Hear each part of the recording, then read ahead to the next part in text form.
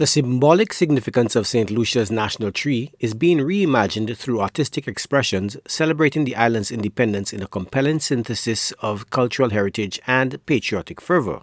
The natural emblem was interwoven into a powerful visual narrative, underscoring Saint Lucia's national identity in the post-colonial landscape.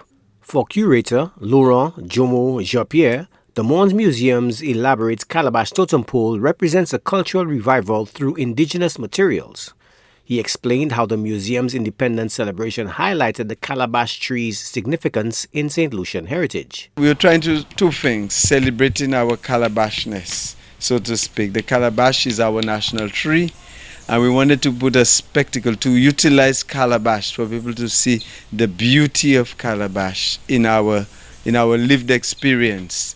As you know, calabash serves us very well. In fact, just like you have in Europe, you have in Ireland where you kiss the Blarney stone, they hold you upside down and you kiss the Blarney stone, and they say if you do it successfully, you are blessed with the gift of the gab. We have that in our calabash too. Sous manger calbas, ebe boire don calbas pour mi bagay la vue. Ou kay ni don pour parler bien, so you'll be blessed with the gift of the gab if you eat first and foremost or drink water from calabash. So we have our legends and our folklore as well. But more than that, calabash is our national tree. And in this film, we wanted to use Independence Day to celebrate our calabashness. The museum incorporated the colors of St. Lucia's flag into the calabash display, creating a totem pole that celebrates national identity through indigenous materials. We took the colors of the flag and we used the calabash, cleanse the calabash and use the outer part of the calabash in an artistic expression of our calabashness, of our national tree, but using our national, the flag, the colors of our flag, to show the importance of calabash in our everyday lives. Calabash was so important to us before we had all of this early fridge and a lot of other implements that we have now. Calabash carried water, it stored water. It has been such an important part of our cultural, our biocultural heritage. And so, we wanted to do it, but we did it in the form of a totem pole. So we put them at the calabash, cleansed them, painted them, used a very talented young artist who did all the calabash. I mean, it's a labor of love. And she put together the paintings and so forth. And we created what we call a totem pole celebration of our calabashness, for our independence.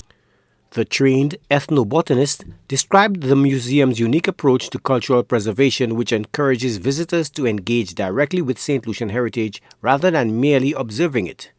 The Morne Museum, which has officially opened but is still described by Jean-Pierre as a work in progress, features not only exhibits but living examples of St. Lucian plant life, including cocoa trees that visitors can experience firsthand. We want people to encounter, it's a different type of museology. We don't want people to just come and look and live. We want people to encounter our culture. So therefore you have cocoa trees there. We have corsol trees. Because we want people to encounter our civilization rather than projecting somebody else's civilization. So the things that, like, look, you could see in the background there, we have a cocoa tree. So people could see what cocoa is like, So we don't want as I said, a different type of museology. And I presented a paper like that in Martinique, saying we don't want the European type of museology where you just come and you look and you live. We want you to encounter our culture, what we wash our hair with from the cocoa, what we do with the cocoa. And hopefully the future of this museum is that we'll have artisans on site actually with their wares and doing their latanier brooms and doing, we want to see them in action. Doing their art right on site. So it is participatory rather than just observing the artifacts. Jean-Pierre is resolute on future plans to create an engaging cultural experience that goes beyond traditional museum displays. Joachim de Plessis, HDS News Force.